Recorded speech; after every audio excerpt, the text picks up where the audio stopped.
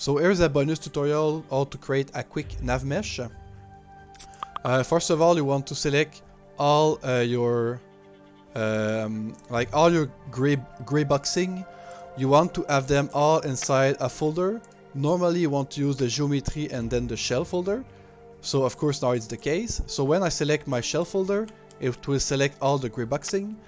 Then you press the isolate button, which you can find on your shortcut, like exit quick configuration. For now, I press the isolate button.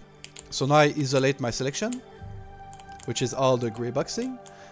And of course you want to split everything. So Control G. Now just wait.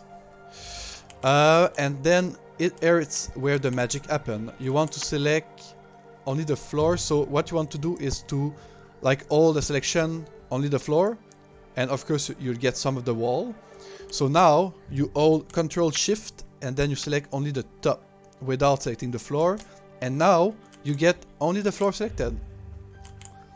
So after that you want to hold D and then drag copy this 20 centimeter above the ground. And you have your NavMesh. Now just add the NavMesh material on this bad boy. Select NavMesh material, Control T, and that's it. Now you just need to right click, bind to object and put that into a NavMesh. And you have all of that now into a NavMesh. Of course, with this technique though, you'll have like the NavMesh like touching the wall and touching like other like geometry. So the AI could sometimes like interpenetrate inside the wall. But it won't happen that much because the AI path will tend to go like more the center.